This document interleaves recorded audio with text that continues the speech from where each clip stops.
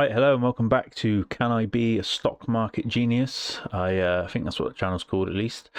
Just going to continue off where we were last time, although I will say that the last video there was a bit of faffing around on the order of which to look at things, and then we got quite a way into analysing a company before I realised that we got to a point where I should have done that particular piece of analysis a lot earlier on. So I've actually put together a checklist now in an order of which I want to go through things. So we hopefully won't have that sort of faffing around again if I remember to actually look at the spreadsheet checklist. So we'll just see how it goes from there. Once again, I'm just going to I've just been opening up off screen the insider buy-in. I'm just going to go down through it again, see what there is, see if we can get to anywhere where we were last time. I don't actually we're looking at there's quite a few of this BRCC. This is the one I just had up on here. I've not actually looked anywhere into it yet, but that has come up several times, and it's not insignificant amounts. I mean, that there, the 20,000 would never normally pique my interest at all, but 2,500,000 and 100,000 from directors as well. Don't actually know what that is, so let's get into this one. What's going on there? BRCC. The one it says. I don't know what sort of company this is. Consumer Defense. Okay. Subsidies, purchases, roast and sells, consumer. Okay. All right, that's my inexperience again. Consumer defensive. Sorry, thinking it was a blooming munitions company then. Roast and sells coffee, coffee accessories, and branded apparel. The company also produces media content, podcasts, and digital. Okay, they're quite a wide-ranging company then. Well, it sells coffee, brewing equipment, and outdoor and lifestyle gear. Pardon me. It supports active military veterans and first responders. It's Black Rifle Coffee. Yes, I know it. Not been floated for very long by the look of it. Look, because we haven't got data past 6 years. TTM, like obviously this trailing 12 months, and then 5 years back. Okay. No simple free cash flow. I mean, the return on capital is awful. EV to EBIT's awful. Simple free cash flow is awful. What it does, and drag this off the screen again, it's probably where it'll end up again, unfortunately, but there we go. Evan Hafer, yeah, seen some of these videos on YouTube, so right.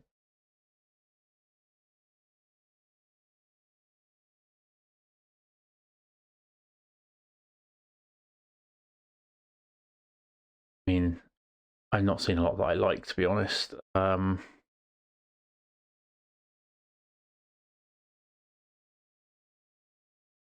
flow is not good, and the operating income is also negative. Doesn't appear to be getting much better, although revenues reasonably distant the past few years.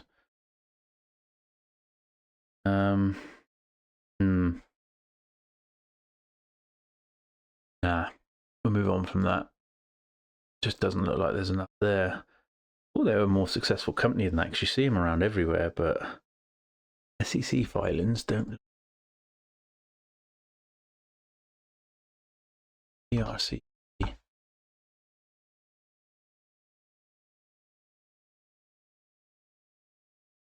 Here, interactive data, financial balance sheet, liabilities, long-term debt, million. Right. Cash only 3 million. Accounts payable 34 million. Current maturities of long-term debt 2.2 million. Statement of operations. Let's have a look at that. revenue, quarter on quarter down slightly.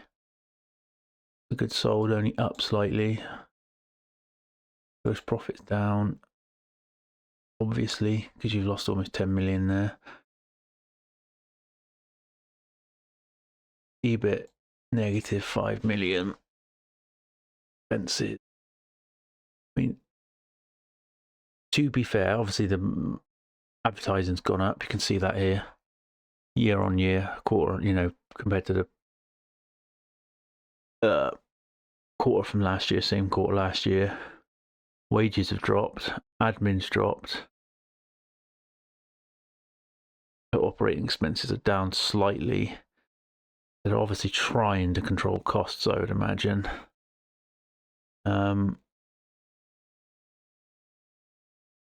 Just nothing there, is there? Let's have a look at the cash flow statement.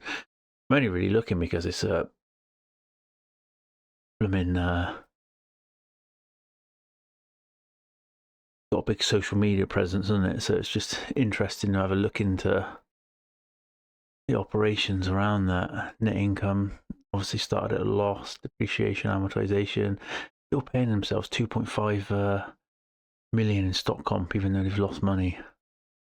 Pisses me off when I see that. I don't like that. I get that it's a way to not pay themselves cash, but it is an expense. That's my opinion anyway. Some people disagree, but it is an expense in my opinion. So there's nothing really there, is there, that's worth, other than the fact that the price. But I mean, they got to turn the business around, and am I that interested in looking into whether or not they can do that when probably better opportunities out there? The insider buying is interesting. Issuance of stock from employee stock purchase plan 94.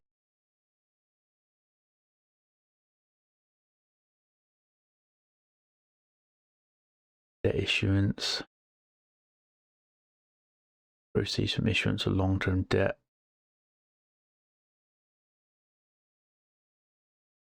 Right, now we're just going to skip it. There's nothing there that I really like, to be honest. I can see why it's done this. What happened there then, 2023? Where are we now? I need to write the dates in here, really. 25, 24, 23, there. Revenues went up considerably. Is that all that boosted that? I don't know, we're already spending too much time on this. Doesn't look great, to be honest. How it ended up being worth, you know, that high, I don't know. Anyway, all right, moving on. A lot of insider buying is interesting, but BRCC, yeah, sell, hold, sell, hold, buy in 2024. 2024, that worked out well, unless it was bought down here.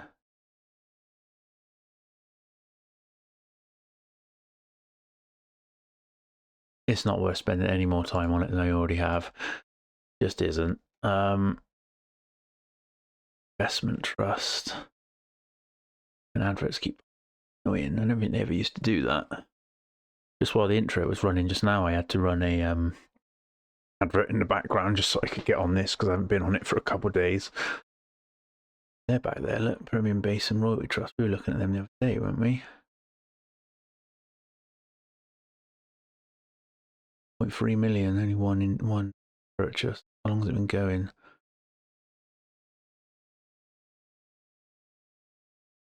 All right. Worth looking into that for the size. Thing, PBT, the ticker. PBT. No, simple cash flow. Right. Obviously, this is all going to be no debt. Must have debt to someone. Don't know, not looking into that. Another one wasted. Just keep going, keep saying no. Pet Med Express. Is that exactly what it sounds like?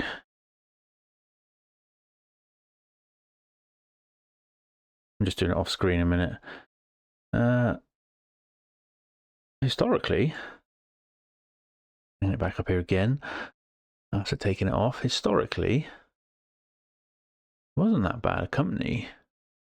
Only the last couple years, something's gone on. Maybe it'd be worth pulling up this one. All right, let's drag this one into the main spreadsheet, shall we? Pets. Right, here we go. White sheets, quarterly. What have I got in here? I've got Heli from last time. Heli. I reckon there's one more page after that. Yeah, delete. Pets. PETS, Pet Med Express. Get data. Drag it in and unprofessionally copy and paste it. The right sheet. There we go. There we go. Right. Go to the cover because I don't think. Oh, I have put it in there. Yeah. Book value of shares is 351. The current price. 72 million market cap, enterprise value of 22 million. Have they got that much cash? Have they? Cash a share 243. Bloody hell. That is a significant portion of the price of the company. Well, you can't get a much better asset than cash, can you? Basically worth exactly what it's worth. Interesting.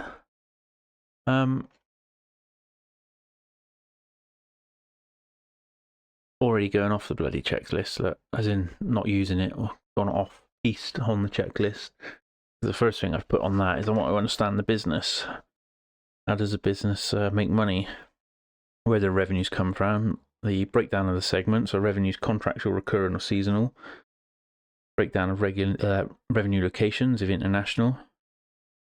Why don't we get ChatGPT up and just try and understand the business a bit better? I should put that on my lap. Sorry if you can hear the paper rustling. What is the business of PETS, PetMed, Press, and money breakdown revenue? If it can do that. We're really testing the AI lately. The US-based e-commerce pet pharmacy selling prescription and over-the-counter pet medications as well as supplements, pet supplies and food. Channel's online platform and mobile at 87% of revenues, so online and mobile app. Interesting. Technically still online. Subscription and recurring revenue plus that membership. Together these account for over 50% of total revenue in recent quarters. Auto ship and save. So okay, what is that though? What is the membership? Let's ask that in a sec. Strategic partnerships, e-commerce provider of Vetster telemedicine prescriptions, vet insurance. Okay, asset light and low capex, no physical retail stores. So that'd be why the return on capital is quite high, I would imagine. Maybe they're working out of a warehouse, like warehouses. Asset light and low. So I read that. Centralized distribution centers. There you go. Strong use of digital marketing and automated fulfillment yield high capacity efficiency. Well, historically it was, yeah. We see that historically there. ones, blue ones, green. So revenue breakdown from fiscal year ending 31st March 2023. Okay, that's old, but doesn't matter. It still gives us an idea. Reorder, 90.6% of revenue comes from reorders. What's that then? That's going to be prescriptions and stuff, I would imagine. Internet, 86%. We've read that. Subscription revenue, Watership plus Pet Plus counted for 52% of revenue. That's roughly over half Pet Meds. Yeah. Recent financials. It's not recent, is it? Because out of date. Long-term decline due to competition and reduced margins. Well, that's what it says in the books. If you've got a good business and it's got a high return, then somebody else is going to see that and then come in and try and steal that away from you. So that's probably what's going on. When you look at the historical margins there, return on capitals, profitability, net loss.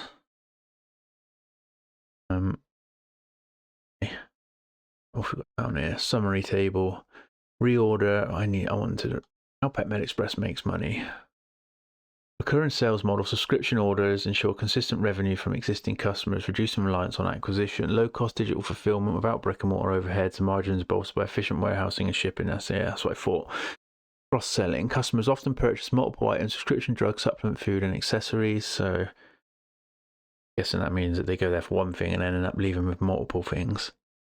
Membership fees, Pet Plus, insurance referral, relationships. Okay, generate service-based income beyond pure product sales. Expand product range while leveraging existing fulfillment system. Scale profitability. Okay, so we'll have to have a look and see what their goodwill's like if they've got acquisitions. Bottom line, functions as direct-to-consumer online pet pharmacy built around a high retention, low capital model. Earns most of its revenue from repeat subscribers. Okay, relies heavily on online sales and yeah, read that already. Thanks to its asset-light structure, I read that. Let me know if you'd like a deeper dive into margins, market and spend, or acquisition dynamics of pet care. What was it I wanted to ask up here? What we read? This one here, wasn't it? Explain the description. Wasn't it? I've forgotten already. Explain the subscription.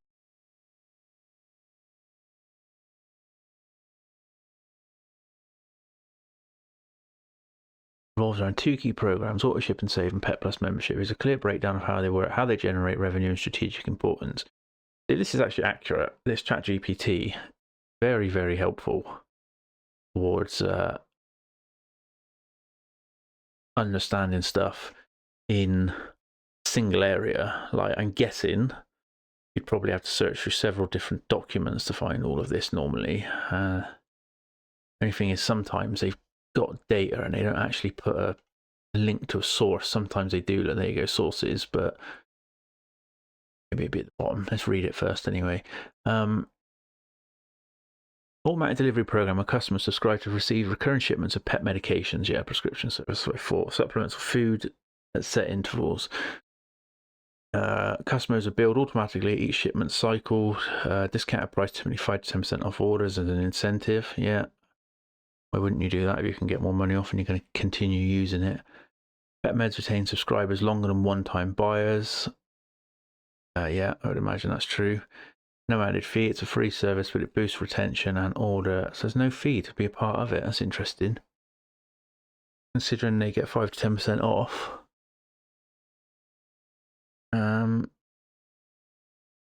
Autoship accounting for a significant share of recurring revenue. Drives predictable high margin sales, especially for chronic condition medication. Okay. Plus membership, a paid membership program offering premium benefits to pet parents, $99 a year. Okay.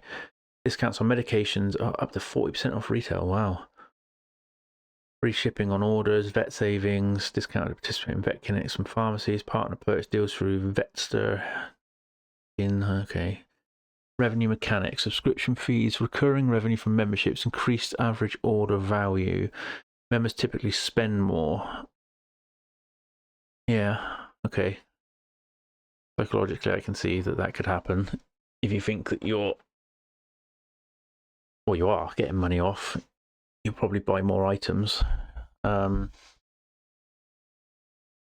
subscribers tend to reorder consistently. Okay, that's good. So that'd be something to look into, wouldn't it? Do the annual subscribers, the numbers going up or down? Business impact, recurring non-product based revenue stream, helps cross-sell services. Okay, offsets the lower margins for discount price via loyalty and lifetime value. Okay, over 50% of PetMed Express total revenue now comes from subscription-based models, AutoShip and Pet Plus. This has grown from just 42% a year prior. Did it say, am I going to have to ask the question again, breakdown of which was which? That's a difficult one, actually, to figure out which one's best, isn't it? Because if one of them's free and gives 5-10% discount, and one of them's not free and gives a 40% discount, I wonder if they have a breakdown in their 10K of what is more valuable to the company. What do we look up? That's this. Advantages: subscription model, predictability, smoother cash flow, reduced churn, fewer new customers needed. Okay. PetMed Express subscription model is of hybrid, convenience-based recurring deliveries, value-based membership. Together, they power a recurring revenue engine that stabilizes cash flow, improves customer loyalty, and lays the groundwork for upselling new services like telehealth and pet insurance. This model is increasingly crucial as PetMed transitions from a legacy one-time purchase pharmacy into a modern vertically integrated pet health platform. Okay. I mean, generally, I just want to see the difference in said about it. No, they didn't. That's for a breakdown. Is there a revenue from it? AutoShip app?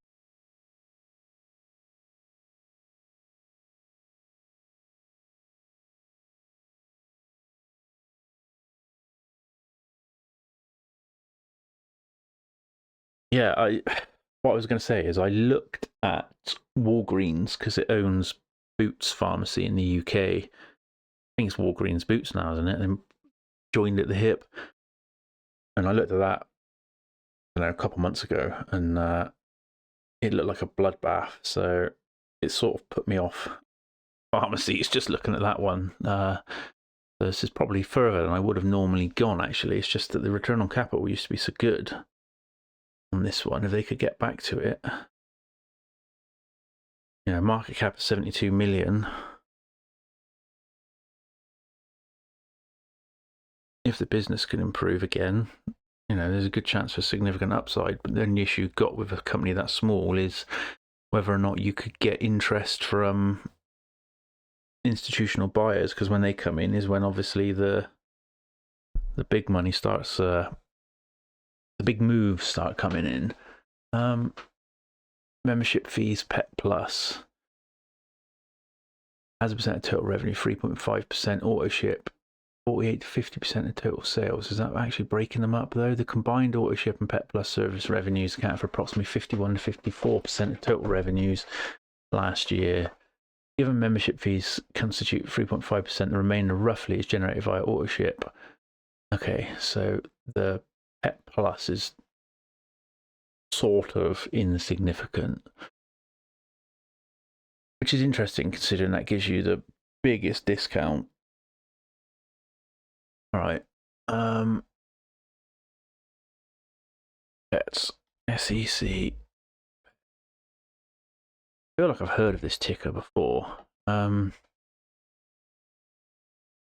a look. What else is on this sheet? So I can start guiding myself towards a consistent way to look at this. Right. Q. It's easier to search for stuff when you've got the actual document open. Main metric. Not using. Gross margins dropped. quite considerably actually over the years. Close to 10%. Not great. SG&A margin's been all over the place as well. Increased a lot, coming down again. Cool, that's quite high last year. No R&D margin, operating margin. Historically, look how good that was. No wonder other people have come in to try and take that away. Go from operations, simple free cash flow margin, look at that. But it's back positive again after last year. So does the chart show that? A big drop off? I haven't got a chart up yet. Look. Told you it's fundamental analysis first, but probably didn't seem that way in the last few videos.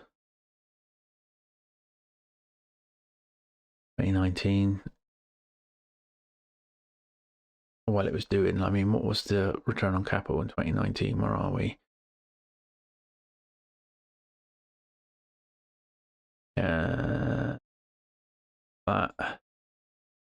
Yeah, I can see why it was doing so well. If you'd have picked up on this business early on in its career, a lot of stuff to look at. Then, guessing maybe as other people have got involved.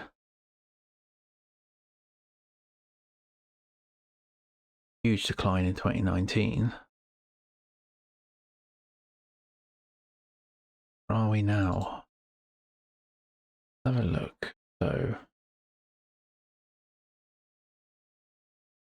yeah, that's quite a come down for a company that historically has been very good. Must have been trading at very high multiples, maybe, and then people's just now soured on it. No, not really. Not historically, look.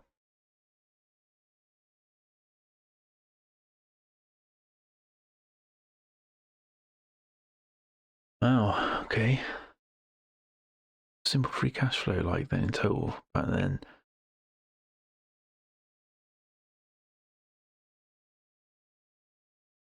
I mean, you can see here that the business has had quite a decline.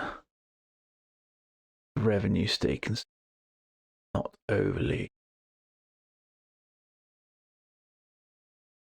Although not too bad. Like they are reasonably consistent. This huge growth from here to here, as you can tell with the stock price on the chart, sort of come back down again now. But all right, free cash flow a share, 31 cents.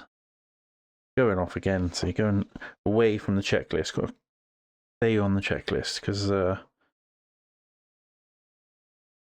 after understanding the business and how it makes money, which we've got a brief insight into now, thanks to the power of AI, interest coverage, not have any debt, or is it not put in? There you go. I mean, they could have no debt. Let's have a look. Was the data just my sheets? Look, what am I doing wrong?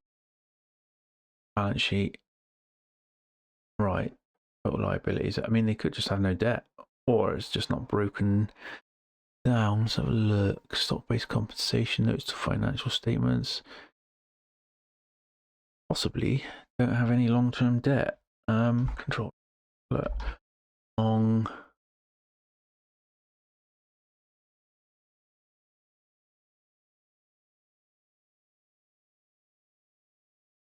Commitments. Okay. So they do hold very little debt. Is that what we're actually saying? Current liabilities. Operating lease liabilities. Okay. So they are a company that would appear hold debt. Let's ask AI. Does would have no debt? Sorry, not would appear to hold debt. Does PetMed Press have any long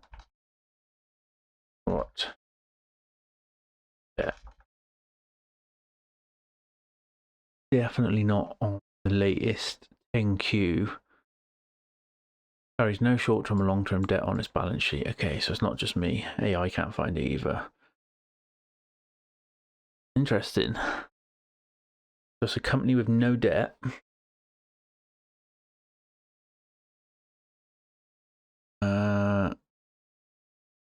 Total liabilities of 48 million. Right, they've got 50 million in cash. They could just pay it all off now. Look at that cash position. That's changed significantly the last few years. Less than half of what they were post-COVID. Now, is this another thing, right? Is the business had a post-COVID come down?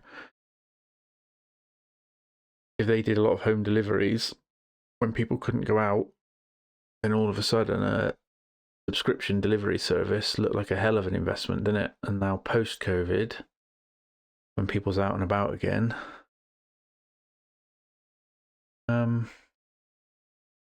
right, goodwill there, 26 million. That's the only problem. Total assets, not a huge portion of it, but assets, goodwill, intangible assets, 36 million. Excuse me, just yawning. Current liabilities, accounts payable, short term. So they've got short term debt according to that. Depends what my sheets class is a short term debt though. 453. Let's have a look. See if it comes up on there. 453 isn't it? There. Current operating lease liability. Yeah, there you go. This is the thing that we spoke about before, I believe, about the operating lease liabilities. Is it debt? Isn't it debt? You know, finish renting somewhere, that disappears. Whereas if you take a loan from the bank till they're paid back, that does not disappear no matter what you do.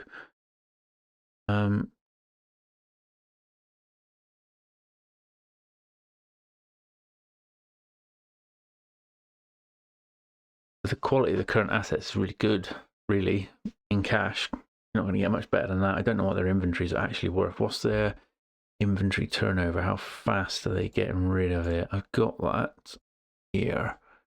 Inventory, 23 days. That has dropped significantly compared to previous years.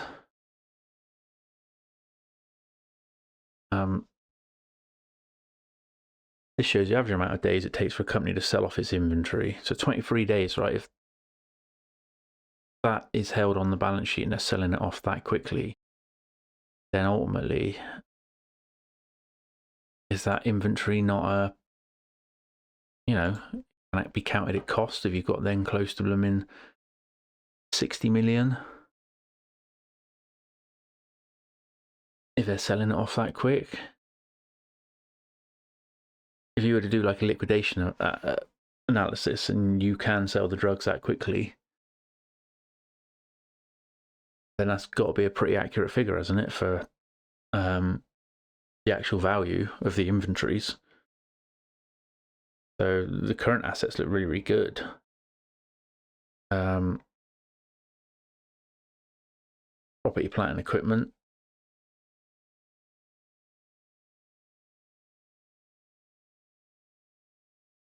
A lot of intangible and goodwill, unfortunately, is as the revenues seem to decline and net income's declined a bit. I wouldn't be surprised at all if that goodwill ends up getting written down. I don't wonder what they've purchased. When did that goodwill come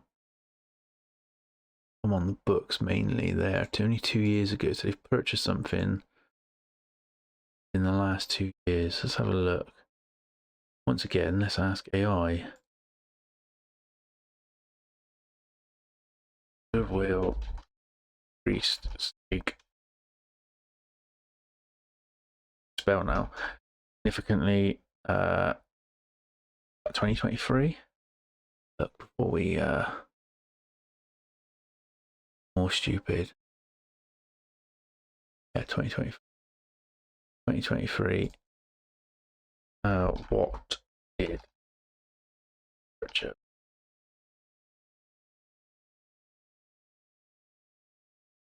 Come on, AI. PetMed Express acquired PetCare RX, a significant online pet health business. There was a primary driver of market increase in goodwill on the balance sheet. Acquisition cost approximately 36 million in cash to acquire 100% of PetCare. So is that when the cash position dropped as well then? Hey, cash, no debt. Like, can't really moan at that. Yeah, it is. It is. There you go. Whether or not that's added any actual value to the business, I'm just looking at if the cash position drops significantly though.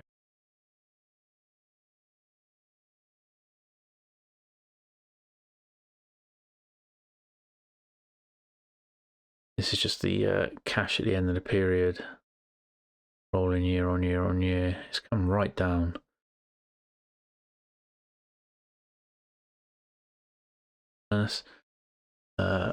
Goodwill initially recognised 22.5 million, representing the premium tangible identifiable assets. 1,000, what's that, SKUs, products, I'd imagine. 286,000 customers. Okay. Investment later in 2023 during goodwill was increased by an additional 1.7 with an offset and decrease to deferred tax assets due to revised valuations. Why such a large goodwill? Expect these intangible advantages to drive value beyond what is visible and kept pairs tangible assets. Right. Significant takeaway. Significant spike in goodwill reflects how they valued that. Okay, would you like to explore the companies in other acquisitions? Now, what I want to do is how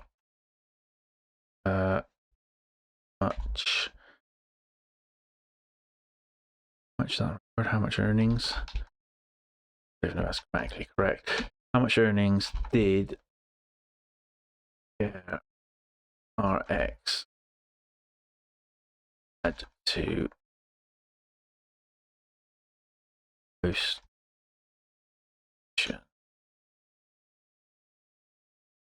Was it a good buy or not? PetCare did not immediately generate standalone profit for PetMed Express in the first half of acquisition, but it did deliver a notable impact on revenue, so it also introduced integration costs that affected margins. Total net sales rose 9.5% compared with 24.5 million increase was primarily due to PetCare's revenue. Q4 alone, revenues climbed 6.6% year over year. Profit margin effects post-acquisition dropped largely due to a decrease.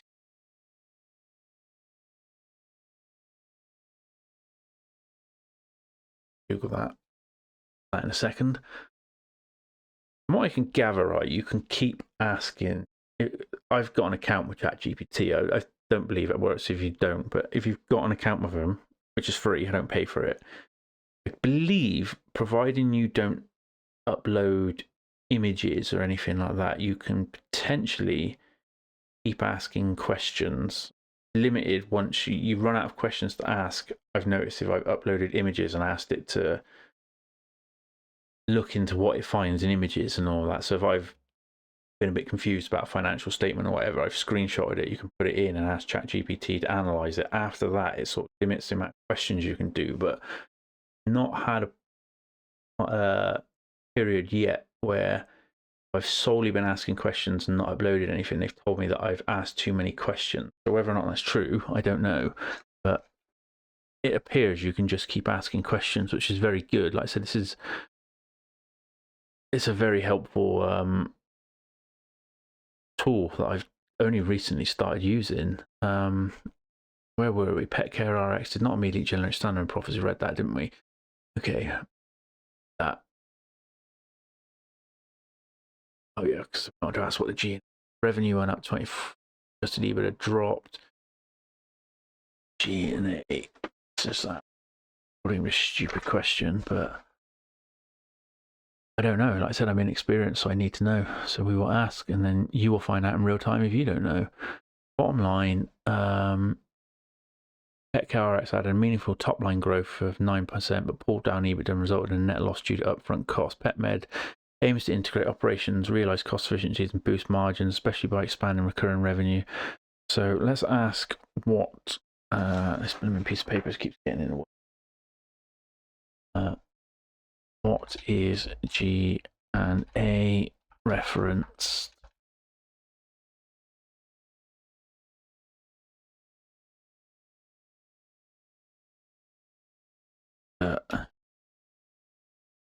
Find out.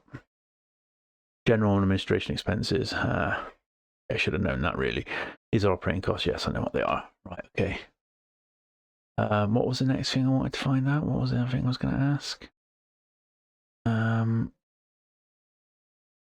Boost margins by expanding.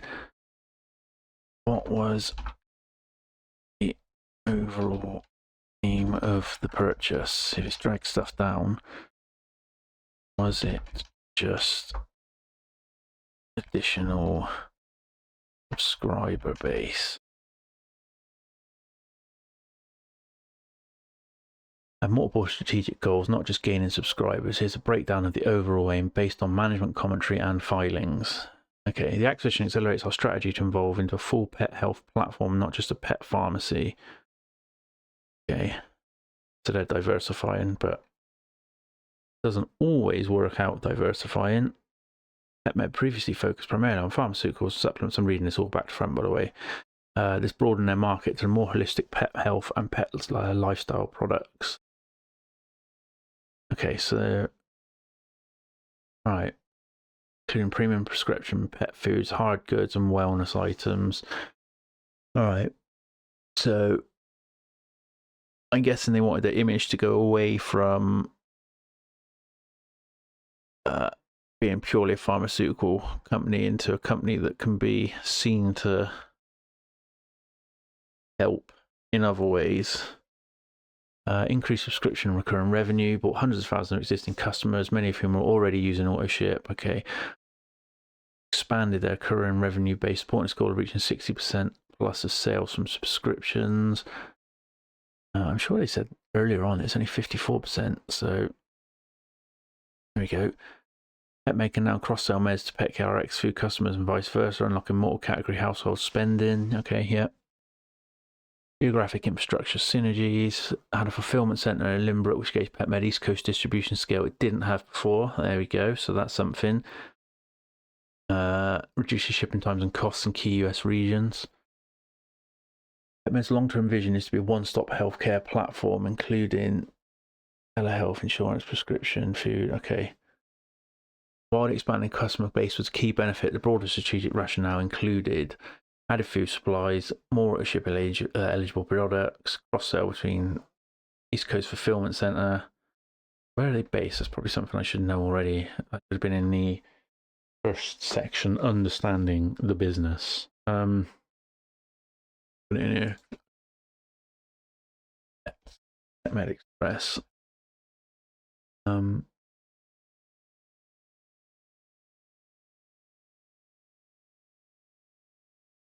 Florida.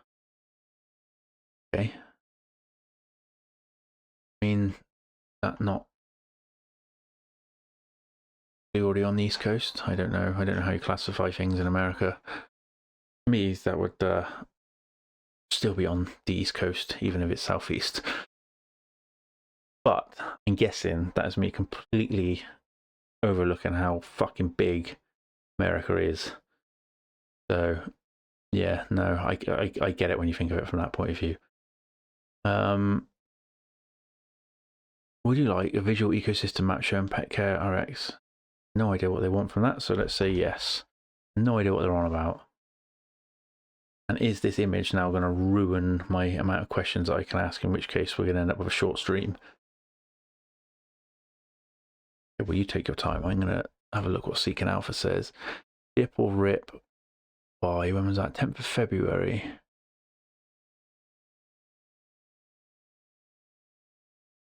It's significantly higher then, but Express still a sell, but there are hopes for a turnaround. That was in 2023. Right, let's see what this guy's saying. Thomas Neal, PetMed Express could surge or sink after this week's quarterly earnings release. Did it do either? This February. Yes. Zoom it in. Has dropped. Right, where were we? Disappointing earnings release won't necessarily shatter the bull case. It could, in fact, push your stock back down to price levels. What is the value? Book value. Tangible book value 290. Value share 466. Don't like the goodwill or the. I personally don't really like goodwill. I know Warren Buffett's argued for economic goodwill, but from my brief experience so far, I've not come across many, if any, companies where a purchase has actually been beneficial. I know it happens, it does happen, but the average business does not seem to be able to do it. So, I mean, look at what interest coverage ratio is incredibly high because they've supposedly got no debt. So, liquidation, I don't know what the property is worth. Where have they got property? If they've got property in and around New York, distribution centers in reasonably built up areas, the value of them is probably pretty decent,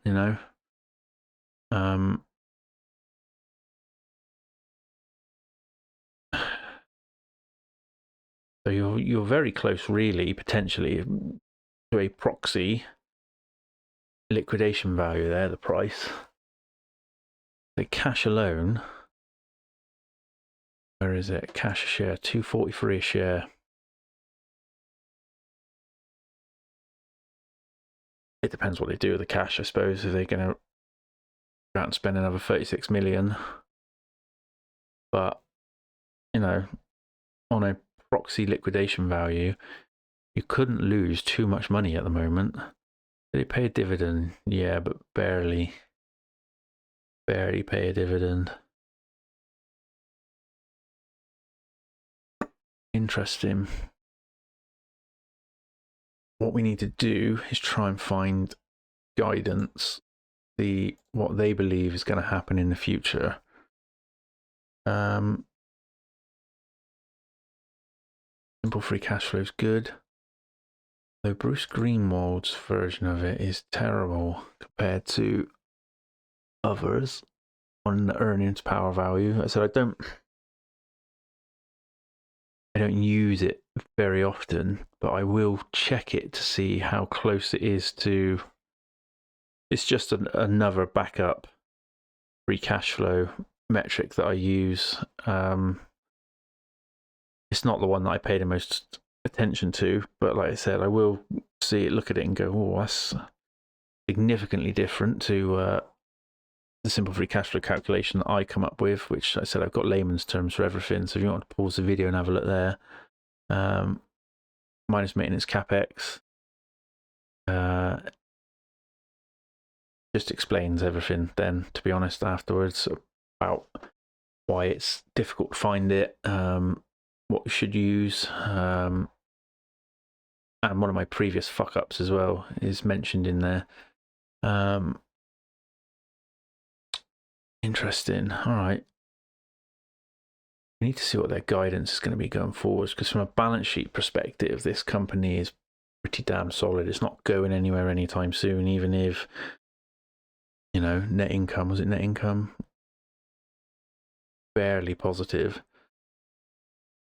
All right. Where can I find future guidance? Is that in 10Ks or? I was finished reading this first. I'm getting sidetracked. Even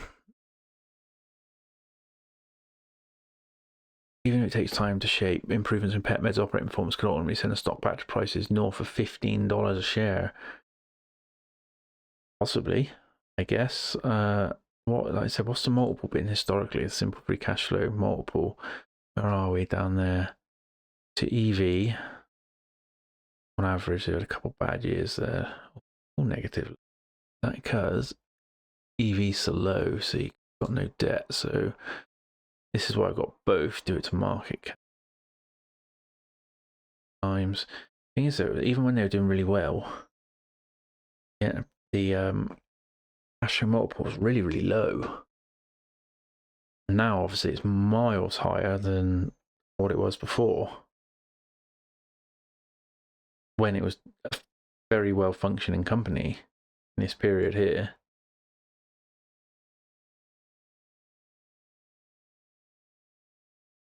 Right, let's continue reading what he said. It's interesting, really, right? Because I think I started the first video talking about how you need to say no fast, and yet all three of the videos so far basically it's solely around analysing a single company. So that ultimately I've said no to twice as well. So, you know, not really doing as I've requested of myself, am I? Right, anyway, what are we saying? Quarterly results for Petmed Express, next hit the street. Okay, so this is obviously now out of date. When a strong post-earnings rally pet stocks experience after the prior quarterly earnings release last November, you may be curious whether shares in the online platform could make a move again. Well, that's not based on any sound fundamentals, that is it? That's just a hit and hope. Ultimately, we know that it dropped, didn't it, come February? January, February, yeah. Yeah, while anything's possible, it may just be as likely, if not more likely, the pets dip rather than rips through the upcoming earnings release. At least when you consider numerous factors more directly and indirectly related to the company. Still don't assume that means that whether you buy, sell, or hold Petmed Express hinges completely on how investors react. That is, don't assume pets is stay away / run away situation as shares take a dive a few days from now. Okay. I mean, a whole portion there, me, is just talking pure speculation. So let's see if we get into it. As discussed in my prior article on Petmed Express, investors reacted very positively to Pet's last earnings release, which was for the period. Although Petmed's revenue numbers for the quarter fell short, their earnings numbers handily beat expectations.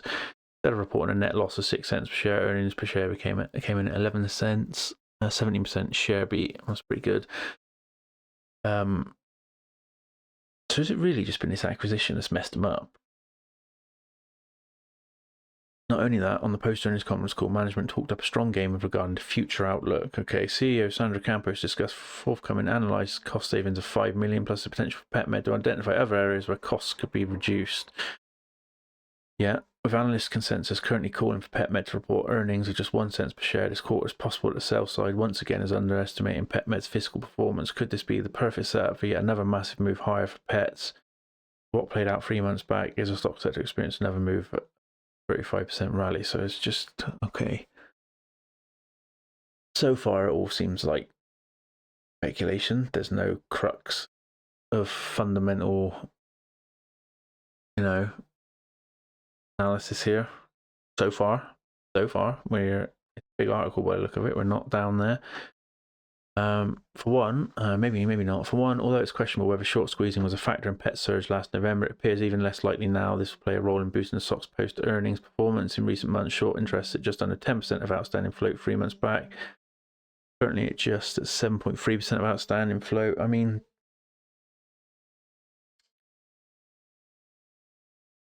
overall, at least in the meantime, I can't see the company going anywhere.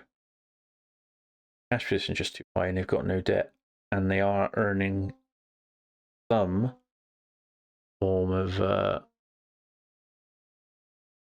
earnings, even if it's very, very low currently, especially compared to historically. Apart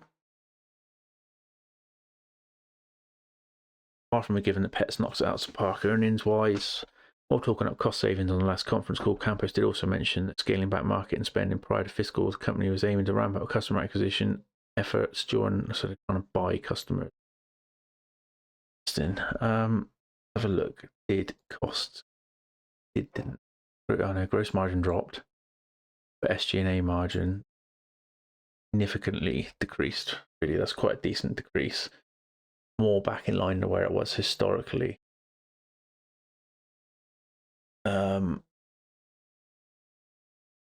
Interesting, actually.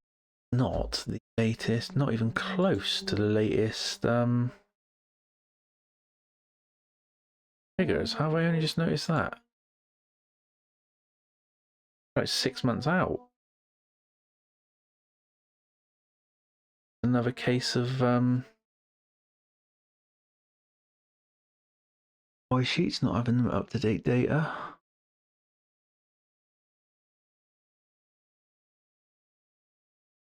The last quarterly input 12. That definitely should quarter missing.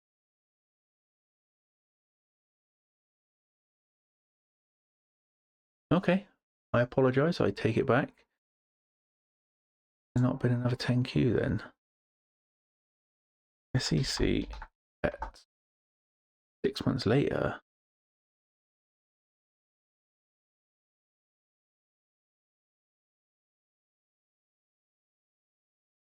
There.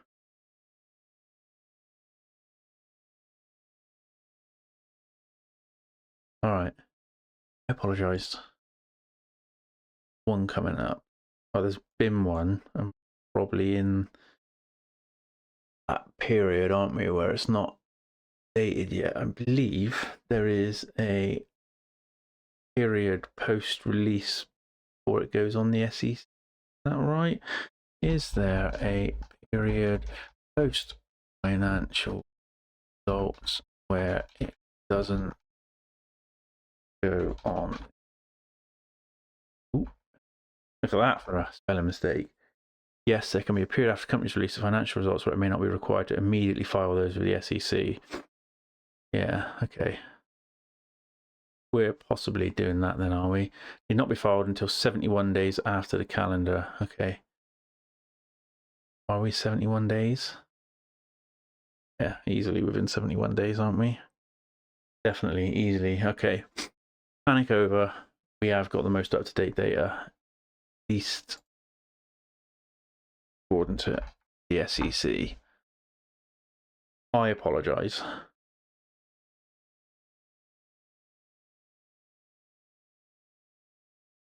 Yeah. Go for the free. I apologise. Sorry, Y Sheets. Still think you're brilliant.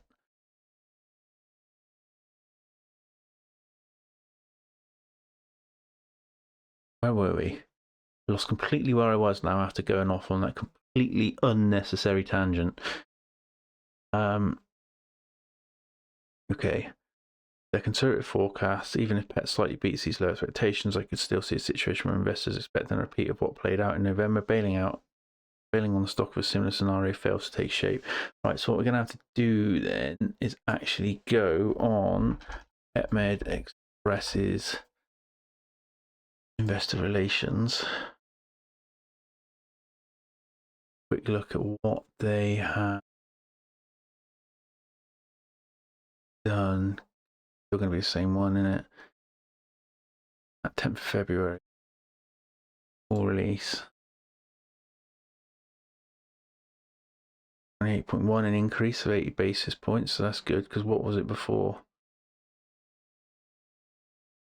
26, so that's got better. Yeah, for EBIT.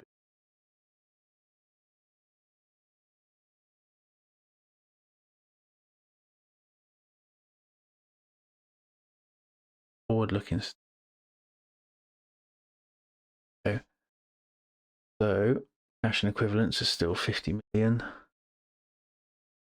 This is what we're on. Got this one.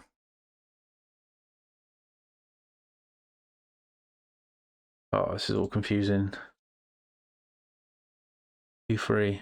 Yeah. All right.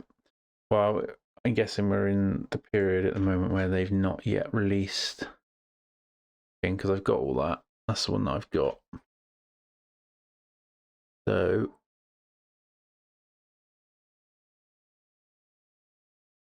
these notification of deficiency from NASDAQ related to delayed filing of annual report of 10K. That's good. Market loves that when they're delayed. Must submit a plan to regain compliance with the listing within 60 calendar days. So what went wrong? Not having timely filed its annual report for the fiscal year. Notice there's no immediate effect on listing or trading the company's common stock. So what's gone wrong there then? Them to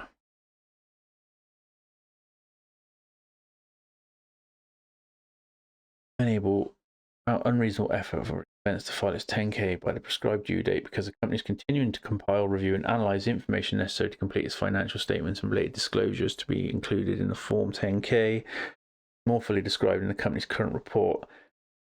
Great. And then we done a whole hour, basically, on PetMeds to find out that they're not confident with their 10K. I don't know how common this is, mine. It could be reasonably common. Not a great look, though, is it? Not a great look, and then nobody else appears, because this is the most up-to-date one. Nobody else appears to be talking about that fact. This is the most up-to-date analysis on Seeking Alpha, at least. Let's just finish reading it. Go on Yahoo Finance and figure out what's going wrong.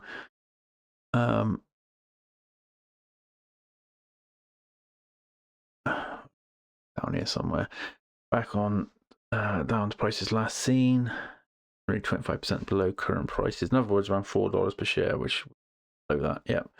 Nevertheless, while the earnings release could drive a big, that had an impact. Depends when they said that they released that. July, only this month, so there's not, the market's not really reacted to the fact that somebody's interested. Interesting, isn't it? Because it looks like a reasonable business. I don't like the fact that they can't. Maybe I'm just reading too much into that. File on time, you know.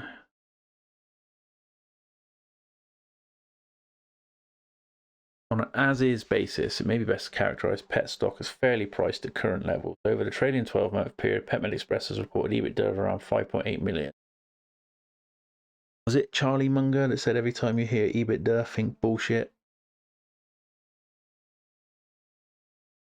You know, I get there's some purpose to it, but it's basically saying you've got no capital expenditures, isn't it? Not true. Every company has capital expenditures. Even as the stock's fallen by over 8% over the past 5 years, that'd have been a bad investment, wouldn't it? Based on valuation, based on current fiscal performances, it appears as though Pets has fallen perfectly in tandem with worsening fundamentals and is not oversold. EBITDA ratio, EV to EBITDA of 10.7, not that far below the sector median. I mean, that's the other thing. At the moment, I've still not fixed it. I need to fix it. I've still not fixed the comparisons portion of my spreadsheet. I need to fix it. So what I could do is dump the statements in of like I've done 3 others, up to 3 others. Dump the statements in and just get a loose thing on some of the metrics that I like to see what's cheapest. But it's broke. It's broke. It's not broke. It's inaccurate at the moment. There's no point in using it. I need to fix it.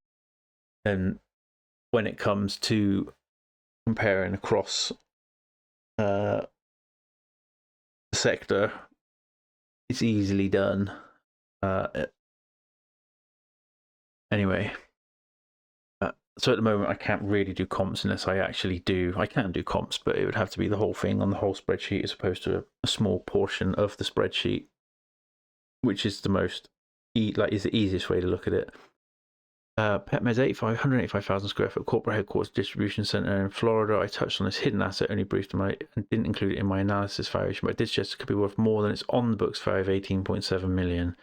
Yeah, that's what I said earlier on, wasn't it? If you're in these big built up areas with access to a lot of other big population areas, then the value of the asset could be higher than the at cost it is on the balance sheet. Taking a second look though, and it's clear that while the property is likely worth more now than it was when PetMed bought it 9 years ago, this building and adjacent parking lot do not have a market value leaps and bounds above the purchase price. Okay.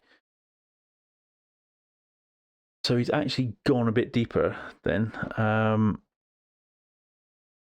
than what the article started out as, which is good. Hang on a minute.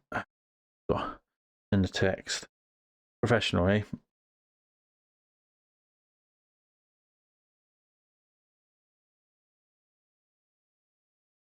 Back. This translates into a valuation of $135. Where, even as a prior brief assessment in its building value, took into account its status as industrial property, and I used industrial property constant area to estimate its value. Tax assessor valuation, which is kept up with the 2020's run up in South Florida real estate prices, may be highly accurate. Okay. Sure, even selling this building for its asset value and even selling the adjacent lot, 1.2 million, would unlock value with little impact on the valuation of PetMed Express's operating business. As noted previously, the company already leases out 48% of its space. The impact on EBITDA relative to the amount of capital extracted from a sale could be minimal. However, alongside this hidden asset is something you could call hidden liability, for lack of a better term, as I also discussed in the past. Coverage of pets. The company remains potentially on the hook for the back sales tax to the tune of 24.3 million. Interesting, though, not that far off from the value of the Boynton Beach property. Hence, assuming hidden assets and liabilities are a wash, PetMed Express as an operating business is worth around 58 million. We have gross value around 58 million for pets, as is. Add back 52 million in cash, subtract 1.2 million in debt, and we have a value of around 108 million, just over $5 a share, a little over 1% below Pet's current stock price. All right, so I owe this bloke an apology as well. Initially, it thought like this was a bit of waffle, but he's actually done some analysis that I would have been interested in doing as well. So, fair play. Like a liquidation value point of view, is obviously higher, according to this man's analysis anyway. So if Pets isn't deep value at today's price, another poster in his rally concerned about it overvalued territory. What I think shares are buying, not just that 5, 6 or 7 potential upside from a successful turnaround. Well, this is it, yeah. What's the chances of a turnaround? Because that's what I can see. Have a turnaround could be something. My valuation around 835 million, or 10 times EBITDA multiple, again in line with the sector median. Add back net cash if we have a net valuation as much as 185.8 million, around $9 per share. Yeah, okay. And like I said, I don't like EBITDA, but over an even longer time frame, it could prove possible for PetMed Express experience even more of a dramatic turnaround. Remember, as recently as 5 years ago, the business generated annual EBITDA of 30 million to 35 range on not that much higher volume of sales. Inflation has put a squeeze on the margins in recent years, but as inflation normalizes, PetMed's management targets higher margin product offerings such as private label pet medication. All right. Past high waters remains unattainable. That's the problem, see, as well, right? Is that yes, there's a chance to get back there, but there are some companies that were darlings and have never ever got close to the price levels again. Is Xerox one that they talk about like that? Polaroid and all that used to be darlings, and yes, high inflation has put a squeeze on PetMed's margins in recent years, but as inflation normalizes and PetMed management targets higher margin product offerings such as private label pet medication, potential enhancements not limited to just cost cutting efforts. Yeah.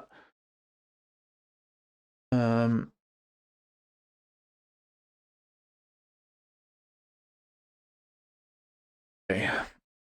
Re-hitting such levels of profitability would likely translate into as much as 275 million implied valuation for Pets, handing back cash and subtracting debt. We get net value, okay, $15 per share. Okay. I mean, he's showing his workings, I guess. Part of it's speculative, but that's what he's stating. It's just, that's it. In short, depending on your confidence in PetMed's ability to improve its fiscal performance, you may not want to split hairs too much while the stock, although volatile, trades at historically rock bottom prices. Yeah. Like I said, he's basically saying it's potentially a speculative play, but there's value in it if it works out. There's a long article. Not finished. It's all comments underneath. Many already know in recent months, an outside investor has been steadily accumulating a position in pets. According to the latest Form 4 filing, Nina Capital Holdings now holds. Right, so we haven't looked into that. That's good because that's the sort of stuff you should worry about towards the end of your analysis. So I've learnt from the last time, instead of jumping around all over the place, I'm hoping that there's some sort of form to this analysis so far. Has no history of going for D on any other stock beside pets. Okay. There's little online about this entity or its principals. A married couple outside of their purchases of pets. This leads me to believe they are private investors and not necessarily aiming to gain control of this company. Yeah, okay. He's looked into this. Like I said, the article certainly got better as it's gone down. Then again, who knows? Back in December, PetMed implemented a limited duration shareholder rights plan, aka poison pill, to thwart any outside shareholders from increasing their position. Yeah, this suggests that management finds this recent outside buying to be a possible threat, or that Nina Capital has behind the scenes agreed to some sort of standstill agreement. Okay. Fortunately, though, it's not as if Pet's stock bull case depends on shareholder activism, although a long-time Pets investor may be impatient with management and his current turnaround efforts. Upcoming results or current fair value levels. Even if these results bolster the argument that their plan is working as intended, don't assume it's time to cash out. If Pets re-hits its 52-week high of $6.85 per share, climbs to a single digit in the near term. Previously, I've too conservatively estimated the extent of possible PetMed comeback instead of helping to drive a move back to $9 per share in the years ahead. Improved results may prove sufficient to send Pets back. Okay, speculation again at the end. What are people saying? Come on, what's going on here? Silverscape 315, bringing their total holdings to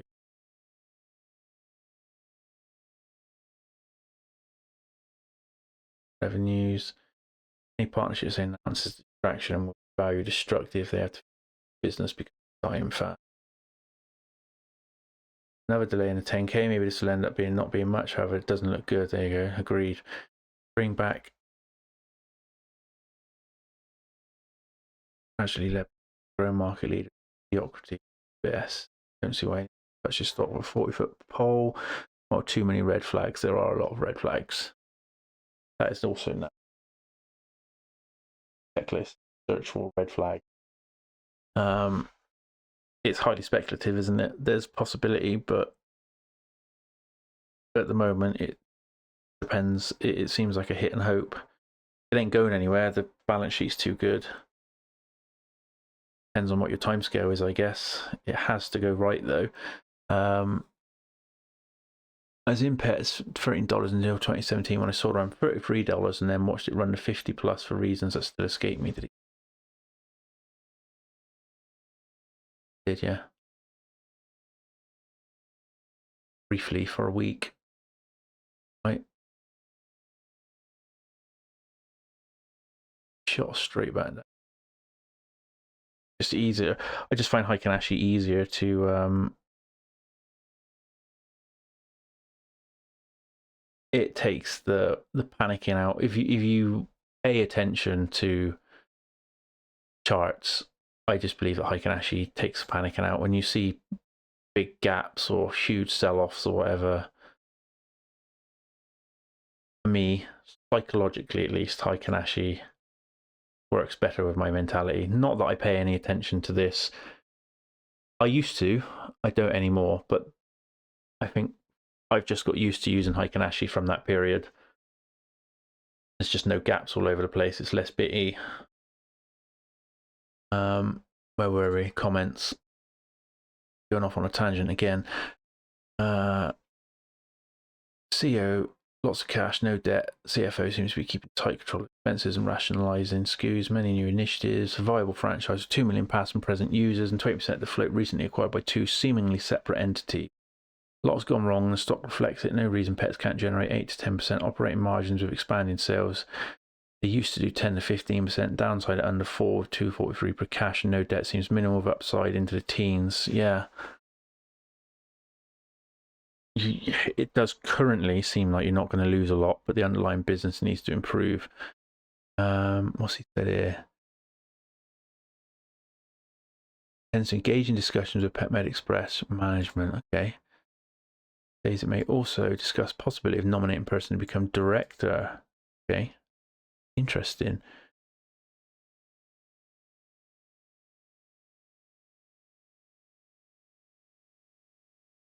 You have an estimate of any tariff effects cost on their products.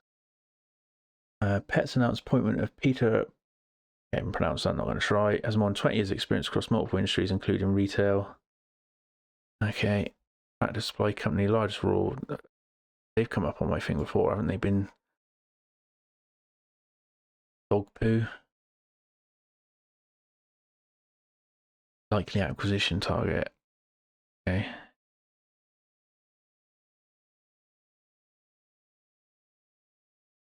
Another 100,000 shares bought by Nina. Good catch. Further and further. With all these negative comments, I'm a buyer for it to be acquired. Speculation again, I guess, but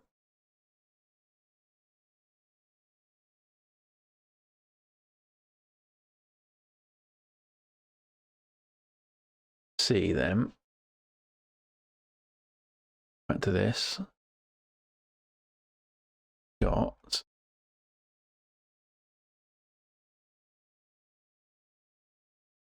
one.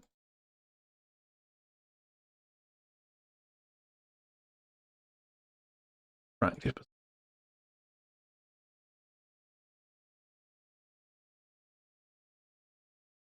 Official breakdown. What? Here we go. Name it beneficial. Security ownership as beneficial.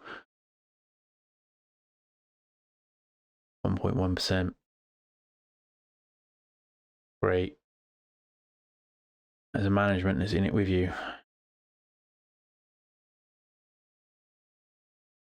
All right. Fail wisdom.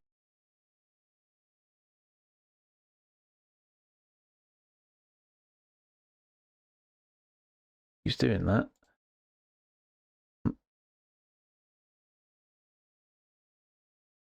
Quite annoying that it keeps doing that. It never used to.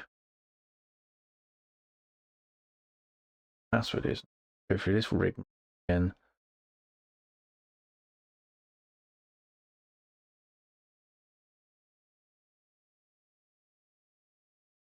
Yeah, we are going to go through this rig now again.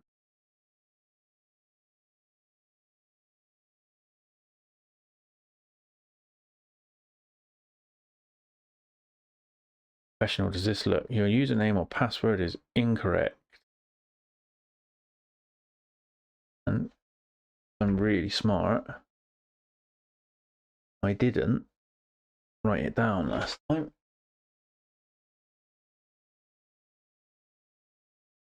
Right. God's sake. Do it on here.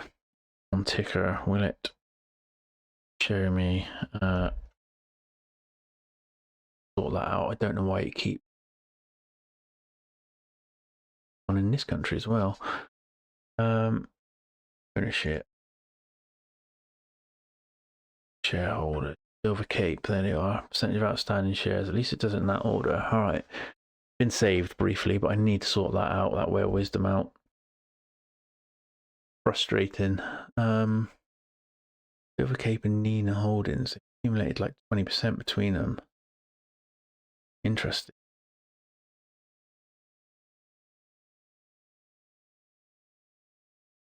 Interesting. All right.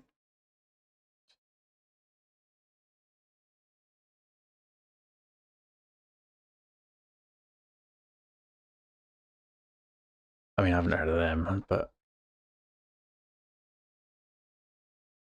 Rock, Vanguard. They come up. Well, all right, just those two. All right, I don't really know what to make of this because it's all speculation, isn't it? We were going to try and find looking guidance. Right, screw this off because cancel that. Thought that was going on, to be honest. Not this.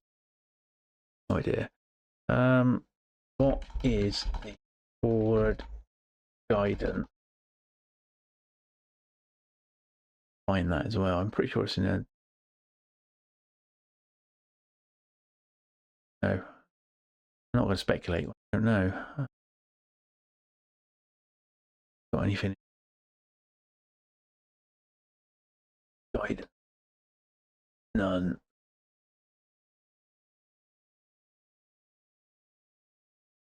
Analysts. I don't want analysts. I want their own. Them to sell.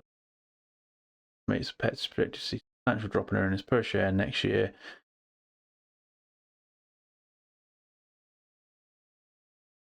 $7 near historical average. They issued guidance.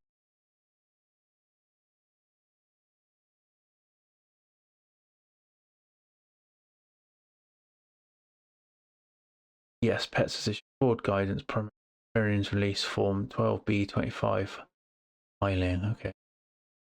Preliminary earnings release. Net sales 51 to 53, down from 60. Net loss estimated between. I think they're going to lose money. Company highlighted 6.4 million tax charge from deferred tax asset valuation adjustments. Total net sales expected to be between a decline from 201. A business falling apart, huh? Net loss projected 5 to 5 million, improved 5 million. This is a one-time stock comp benefit. What's that? Filing and delayed. The company delayed its full year, citing ongoing audit committee investigation into revenue recognition. Oh dear. Timing on certain auto-ship orders.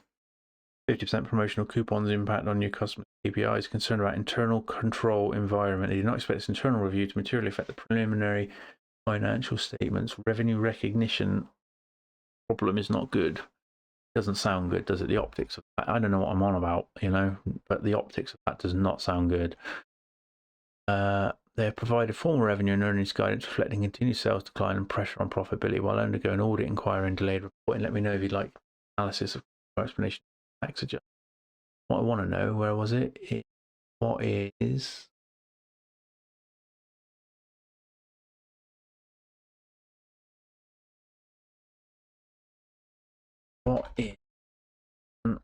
time clock?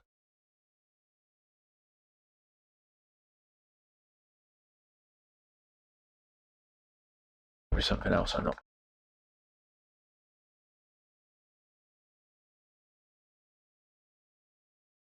There's one time 8.7 non-stock compensation from the reversal of accumulated stock-based compensation expenses related to the departure of CEO.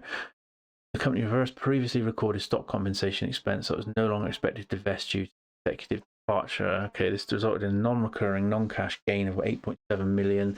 There you go. See, everyone says that it's not a cost to the company. Then why, when it goes, if they put it back in? Improve reported net income. See, it affects the earnings and reduce full year 2025 net loss. Right.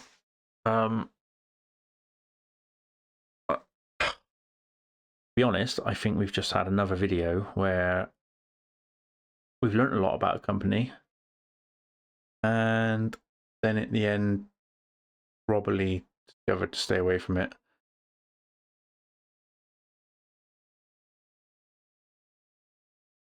There you go. Got to learn to say no, haven't you? I guess. What are they saying? Where was it? Please note, but note this includes net loss projected to be 8.5, improved from 7.5. Okay, so if you didn't have that 8.7 benefit, it would be worse than last year. Company's got problems, hasn't it? It was a good company. Currently, doesn't look great. That's no idea what And all right, well, yet no, by the look of it, because just too much going wrong. If you could get it below a potential liquidation value, which currently it isn't, then maybe, but I don't think there's any point in. Is there a bit of a point in doing cash flow? They project revenues is going to be less again.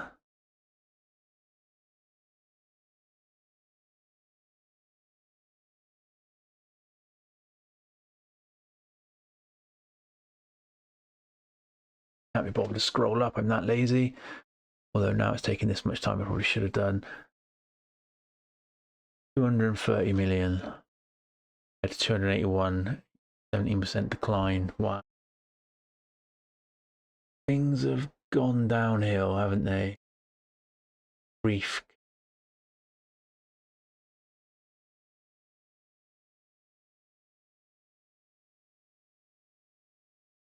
Highly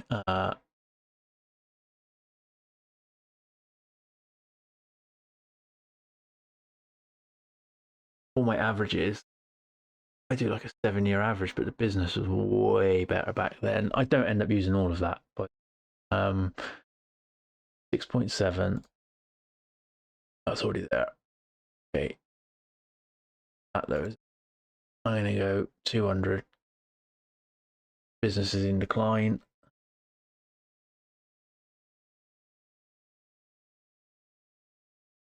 The recognition doesn't look very good. Discount rate, then 20% of that there.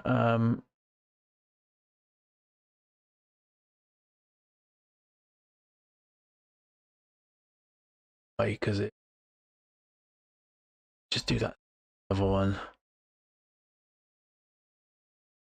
So when I've got two different margins here, right? And when I've been reading Monish Pabrai stuff or Joel Greenblatt and his lecture with Richard Pezina, they use, I think Richard Pezina was using operating margin.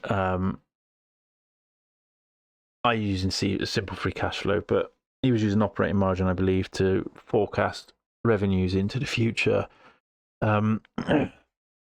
They appeared to be using very, very close to like the 3-year average of the margin as their forward looking estimates. So my top one up here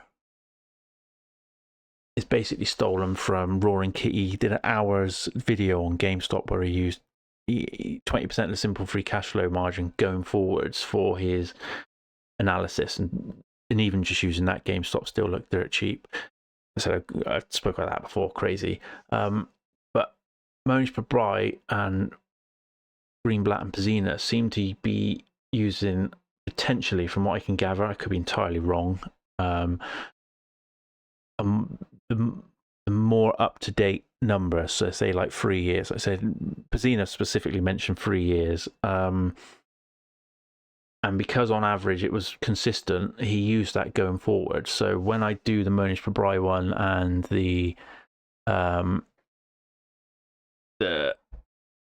Greenblatt Pezina future earnings, so this is done on a multiple down here, going forwards, I tend to use more of it just because that is what they would do. But I still don't use all of it. I still wouldn't use the entire 3-year average. I would generally do a 90% of it, but because the business is declining so bad, and obviously that 90% took us over what it currently is, which is obviously unrealistic, stupid to forecast that into the future when last year 2.58, okay, it just seems too high considering the state of the business. So I'm just gonna do it the same as what I would up here, the same as Roaring Kitty did in his video, and just take that down to 20%. I do tinker with it sometimes when I come across a better business that would go up, but with revenue declines, you want to be super conservative with your forecasts because you're going to lose money.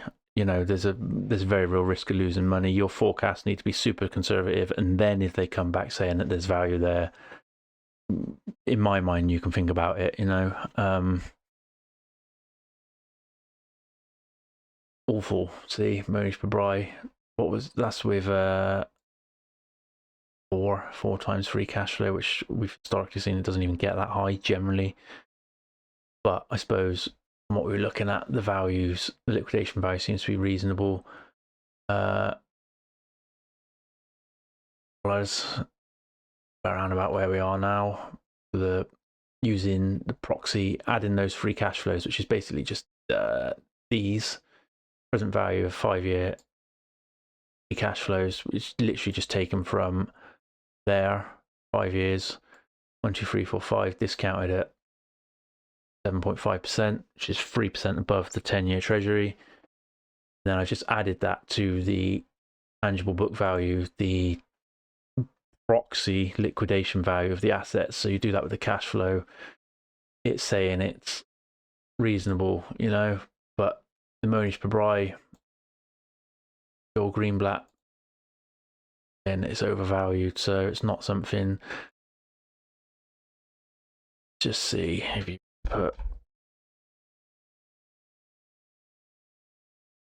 bring it up, it would, but it's still overvalued. All right. At the moment, right, we've got, should this business start to turn around, we've got a bit of a fundamental understanding of the business now. It just looks like there's too much going on at the moment. It would have to be a buy and long-term hold and hope. And with revenues expected to decline again, whether that's been currently priced in is up to the gods to decide. You could potentially see what happens if the price does drop. The fact that they announced the other day that they can't meet the obligations, and they've stated that revenue recognition is a problem, and it's not dropped the price. Potentially it is already priced in, but I don't know. It's not. It's too much risk. I'm too much of a inexperienced investor. I'm too new. I don't have money that I'm happy to lose, so it's not something that I'm currently interested in.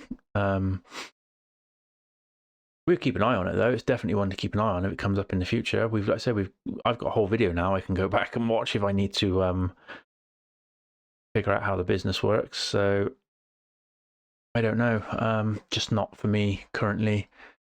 Looking at the time as well to see how much more time I've got. Well, that was Pet Med Express anyway. I'm just going to leave it there. I don't want to go any further. There's problems, and we'll just leave it at that. So what have we got next? Just go straight back to the list, straight back to it. I don't know how much longer I'm going to be able to do this video for. We've done an hour and a half already, but we'll keep going for a little bit and we will see. Another hour and a half wasted effectively. What I'm going to do is the CDXS. I reckon I've come across this before. CDXS. Awful. Good. Why does that happen? Oh, because Codexis develops enzymes and oh, not interested. Not interested in that. Yeah, Earth Science Tech, probably that as well. Go.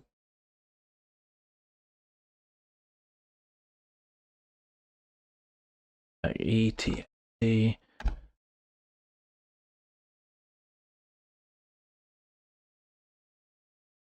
Healthcare, biotech company, gone straight away.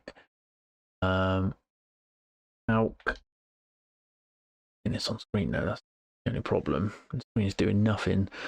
Clinical stage biotech again, gone.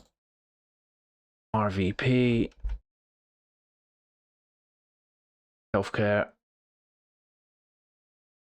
on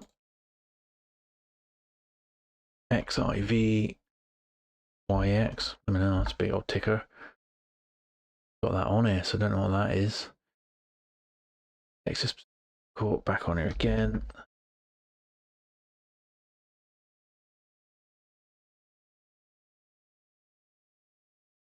I mean, what is it? I don't know. The return on capital circle 70%. Look.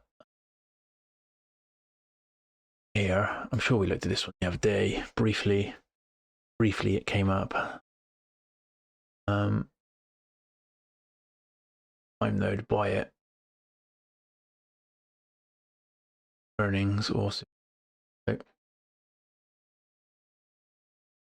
Is one of the ways I look at. Is it cheap? Is it not? I don't want to hold it for 40 years to get my money back. Let's put it that way. What have we got next then? Where are we? Friend fund. That is RCG.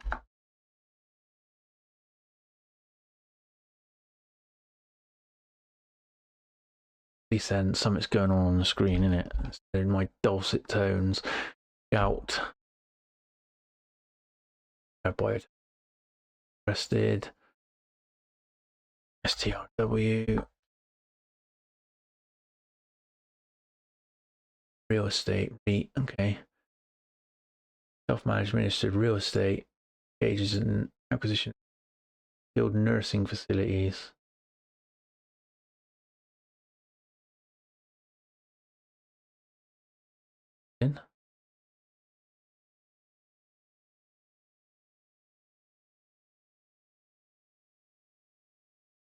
Obviously got quite a lot of debt.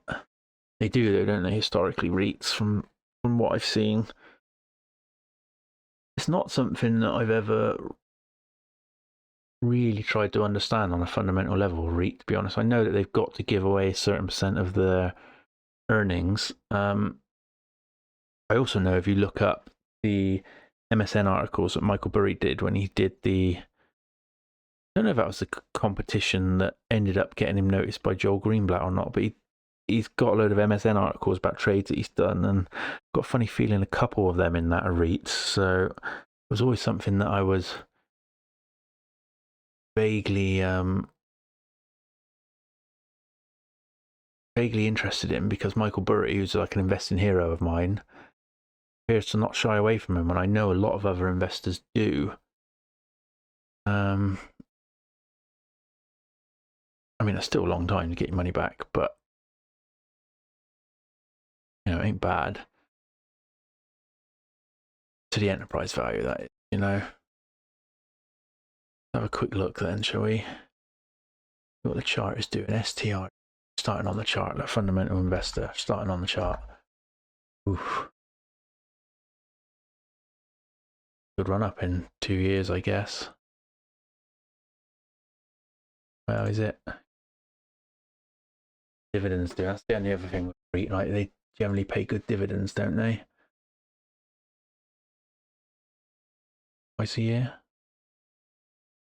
No, 4 times a year. 13. Get the old graphic calculator out. 0.13 plus 0.14 plus 0.14 plus 0.14 equals 5 cents. Yeah, divided by 0.54, 5%. I mean, that's better than a treasury currently, just. Right. Move on from this STRW. STR. Get rid of it.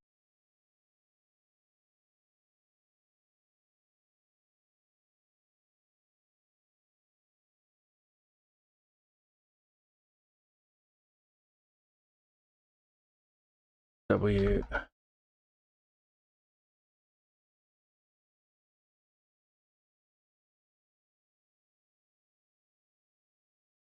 Strawberry Fields REIT. That's there. I mean, sometimes it doesn't pop up, but if you put it in, it will actually still drag it. STR, see if it will get data.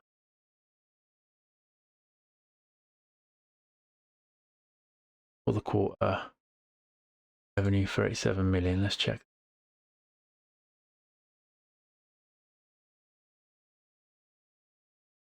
Wisdom out. Right. What am I looking for? STRW. Strawberry Fields REIT. Financials.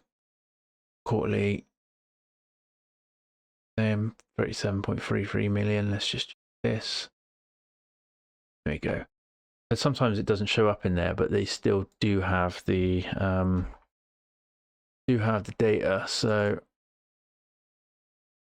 well, most of the time it still has the data. I don't really know why it doesn't. I don't really know why it doesn't show up, but it is what it is because I can still get hold of it. It's still there. That's all gone in properly. Cash flow, balance sheet. Put it in the cover. Yeah. Oh. Yeah.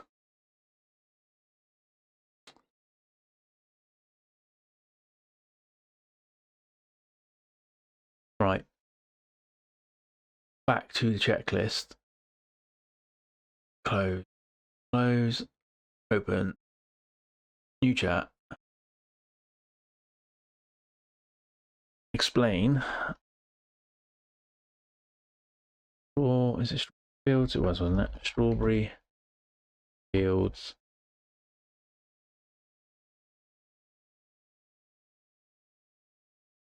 Business.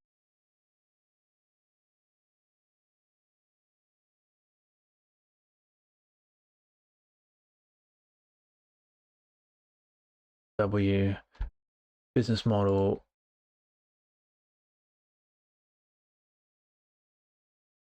Food. Revenue. Right. Back to Chat GPT again. The real estate assessment for the speak now. Like real estate investment trust specializing in senior healthcare properties, such as skilled nursing and assisted living facilities. It acquires these facilities and leases them on long-term triple net or master leases to operators, many of which are related party affiliates. This structure delivers predictable rental income and allows STRW to maintain REIT status by distributing most of its taxable income as dividends. So there are, this is what I learned from Michael Burry from the bit that I did find. Triple net is the most favourable leases. I got a funny feeling somewhere in here. REITs, here we go. Triple net leases. There you go. Oh, where are we?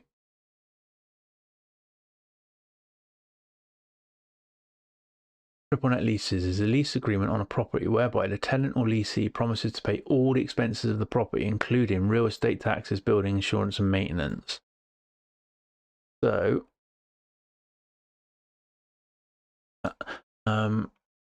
that's good then. For REITs, that's good. That's like the one you want. How it makes money: rental income. The primary revenue source, STRW collects rent from operators, lease and healthcare facilities. Rental revenue was 17% from 2023 to March 2025, shows 126.56 million, 22% growth. Okay. Interest and other income, a small portion, about 1.13 annually from investing and interest earnings. Okay. Occasional gains from asset sales, almost negligible in most recent periods. Okay. Rental income, rent, properties to they own. Rental income is virtually the entire revenue stream. Other sources, income sources, minimal. Revenues rose 70%, net income grew 31%. Wow, representing nearly 4 point common income, net income to common shareholders. Operation margin comfortably above 50%. Net profit margin is modest due to high interest and depreciation expenses. Yeah. Funds from operations reaches around plus million. Payout ratio 60%. Standard REIT metric given depreciation adds back non-cash charges. Oh, pardon me, yawning. Very unprofessional. Key risks and dependencies: heavy reliance on related party tenants. 55% of the base rent comes from tenants affiliated with board or management members, which presents governance risks. As of 2025, carries 674 million in debt, exceeding its market capitalization. May require a finance strategy. I don't understand what happens here. I've seen this before. It crosses stuff out. No idea why. Revenue depends on operators' ability to manage the facilities and collect reimbursement from Medicare, Medicaid, which is under fire, is it not, in America? I don't know. Strawberry Fields REITs makes its money almost entirely from long-term rent paid by healthcare facilities operators, especially through master lease arrangement. Rental income is nearly 100% of the revenue, with other income negligible. It's grown rapidly via acquiring new facilities and leasing them out. Half of its rent coming from related party tenants. STRW generates strong cash flow but carries high debt. Do they have a list of properties?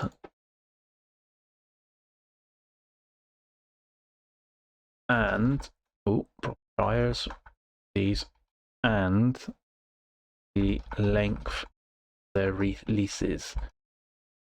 Because if they do, could have stable cash flows. Yes, Strawberry Fields does disclose portfolio level details and some lease information into the public finance. They do not publish a full list with location level details and individual lease durations. Okay. 130 healthcare facilities with approximately 14,000 beds. Okay, properties comprise 118 skilled nursing facilities, 10 assisted living facilities, and 2 long-term acute care. REIT holds fee title to 129 of these. 1 is leased. Fee title, does that mean that they own it? Annual revenues are generated almost entirely from long-term triple net leases, where for real estate tax. Yeah, yes, I said in my notes.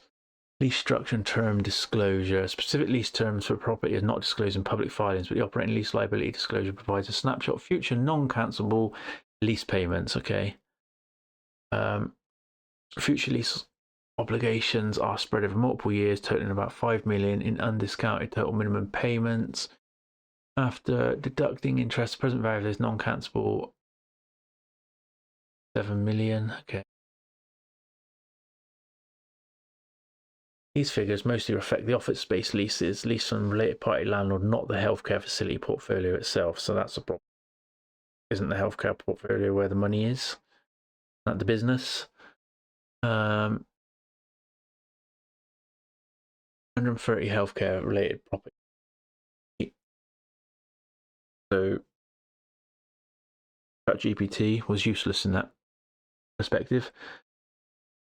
It never told us any decent information other than the fact that what they've told us is not where the core of the business is.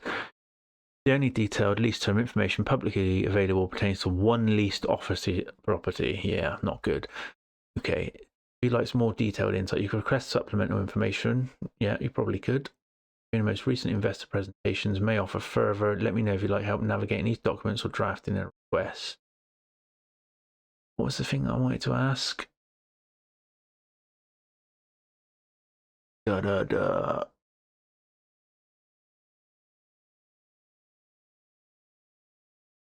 Something went there. Mentioned it just on a friggin' doofus. I can't remember.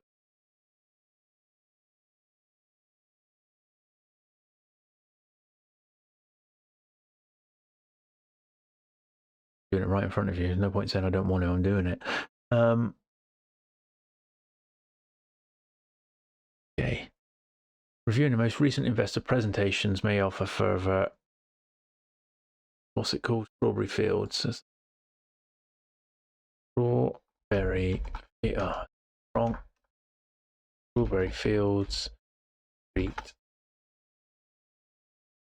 Investor relations.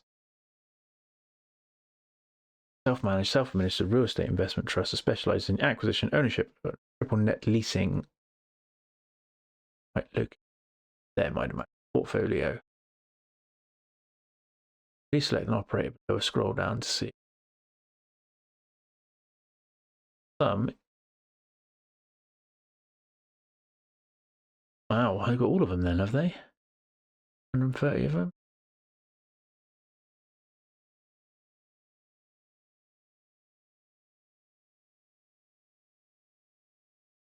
One, shall we?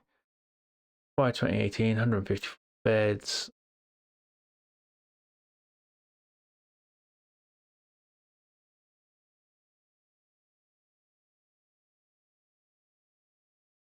Well, we got a list of all the properties there, though. I mean, I'm not going to do it on the screen, but you could definitely go through and try and figure out the value of the properties to get a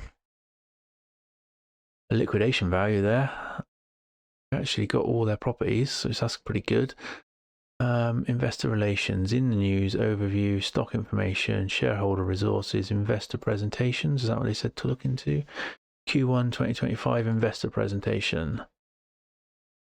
All right, what am I looking for? Leases. Currently, company owns and leases 132 facilities. Pardon me. Also holds leasehold interest in additional property. Okay. Yep. Leased to relate. 50.8% of our facilities are leased to related parties, including 67 facilities leased to affiliates of 2 of our directors. Okay. Lease. That's not lease. Owned assets plus 1 asset under long-term lease. Initial term of the lease, 20% projected levered, IRR over 10-year investment horizon. Initial term of the lease.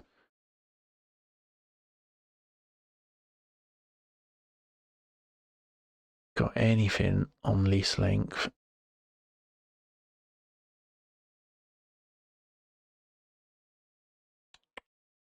This here graph is making them look better. Standout returns for STRW in the last year. So we're back on page 3. Gone back round. What else can we search for to try and find that term? 17, determination, long term. That's it. You go back up one. Most of the company's debt is fixed, low interest, long term, HUD guaranteed debt. I don't know what that is. What's HUD guaranteed? Where are we? What is HUD? I'm going to spell guaranteed wrong. Guaranteed debt.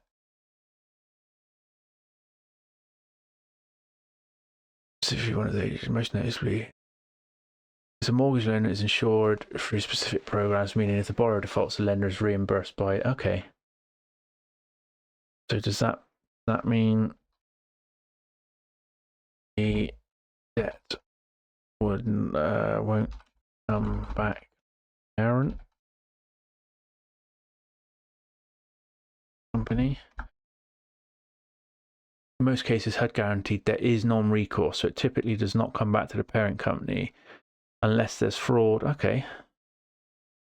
How much of that their debt is supposedly non-recourse? Where were we? Most of the company's debt is fixed, low interest, long-term HUD guaranteed debt.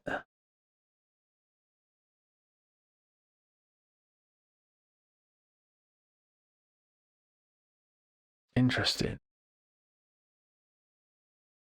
No, and only sees the collateral of the borrower defaults. They cannot go after the parent company or the owner's other assets unless there's a carve out for strawberry. If an individual nursing facility financed through HUD guaranteed debt defaults, a lender can foreclose on that specific property but cannot sue the parent REIT for the balance, assuming that the REIT followed all the rules. Interesting, because if that is the majority of their debt, then the only thing at risk is the asset itself, should it not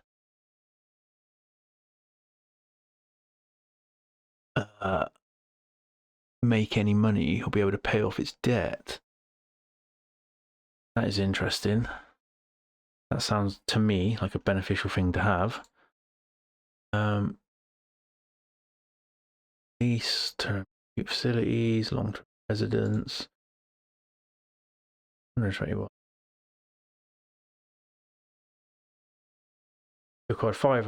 We acquired 5 long-term facilities, 3 in Tennessee and 2 in Texas.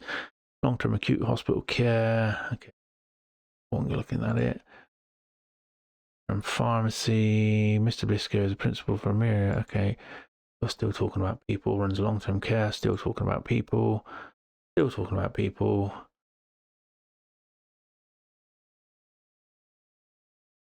The service that long-term residents receives, SNF, is geared towards those who need constant care or cannot take care of themselves anymore. Interesting.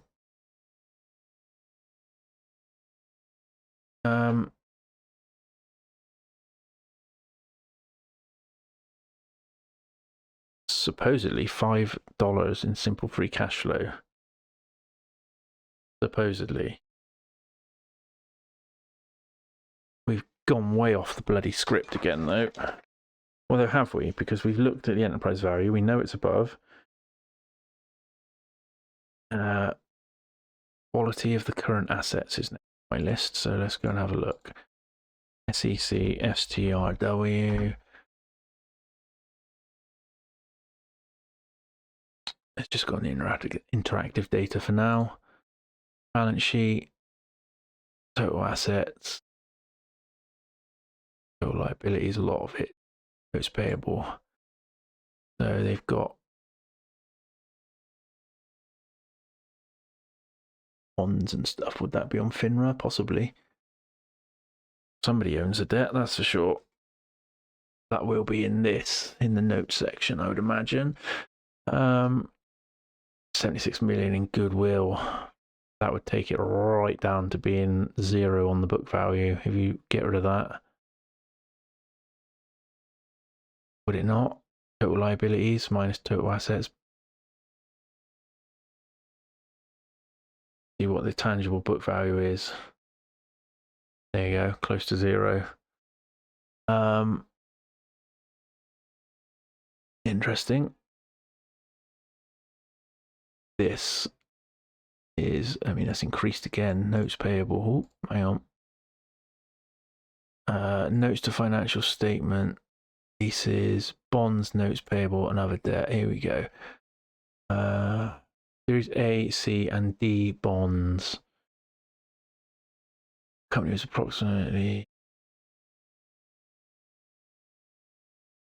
FINRA. Strawberry on there. Go.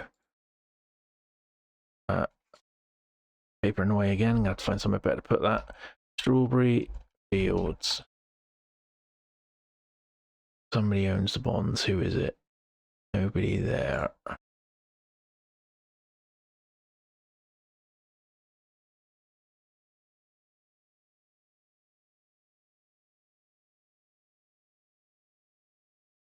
Nothing on FINRA.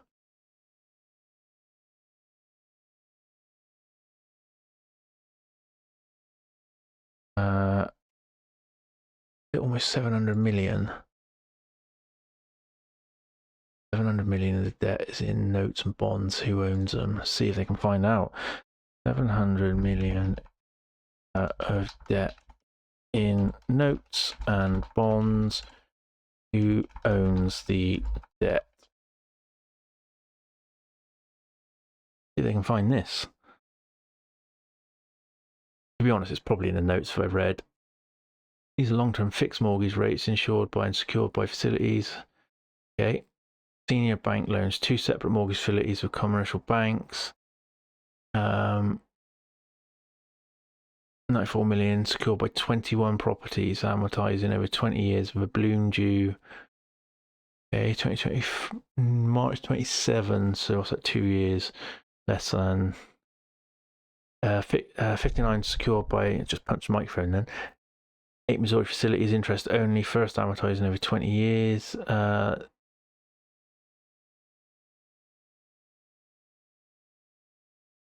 What he said most of it was by this HUD.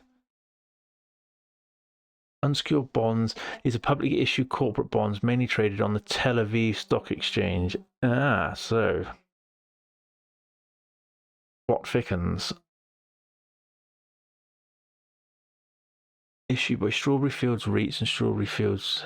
They're held by institutional and retail bondholders, largely in Israeli investor via whatever that is. 10% interest note to the parent of a former operator under a Kentucky master lease due over 5 years, held privately by that parent company. What is TACE? That's going to Google that. HUD loans held by banks backed by insurance. Series A, C, and D bonds publicly traded holders.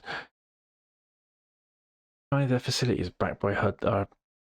How many facilities are backed by HUD? If only about a third of that debt is actually there.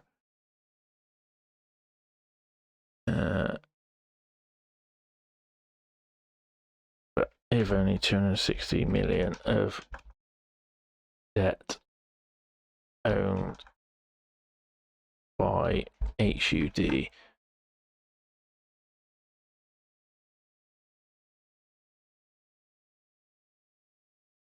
Come on. I live near a airbase, so I don't know if you can hear the airplane doing acrobatics in the background. If you're wondering, if you can, and you're wondering what that wailing noise is, it's that. Approximately 260 million strawberry, that's what I wrote, bought for 8 seconds. But the company does not disclose exactly how many individual facilities are financed under those HUD. Okay. That's a problem then, because that means that a lot of the properties are potentially not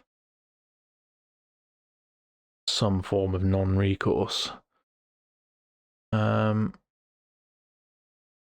260 million. Okay, these loans are backed by first mortgage liens on specified properties plus assignments of rent and second liens on operators' assets.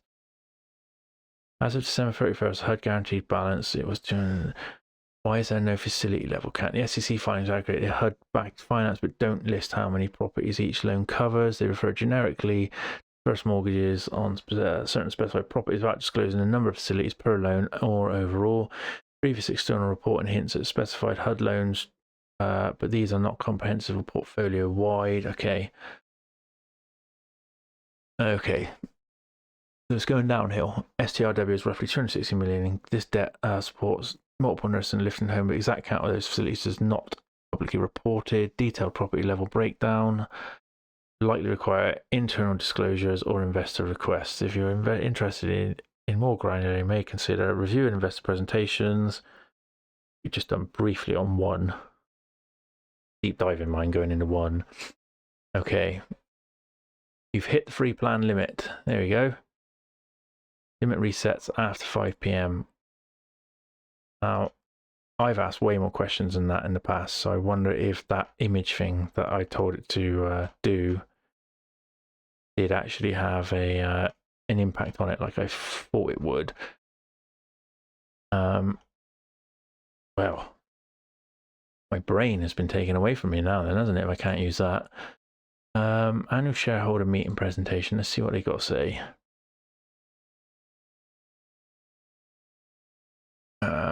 Company growth, so they're still buying. Rental income up 17%. EBITDA, what's that? Adjusted EBITDA, great.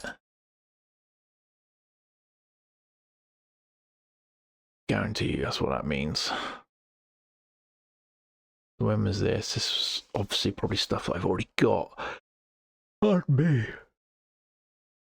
Okay, well, probably moving on from this now as well.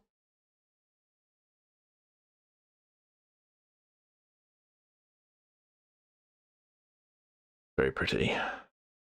Payout ratio 49.5%. Adjusted. All adjusted. What's adjusted? Let's have a look. See.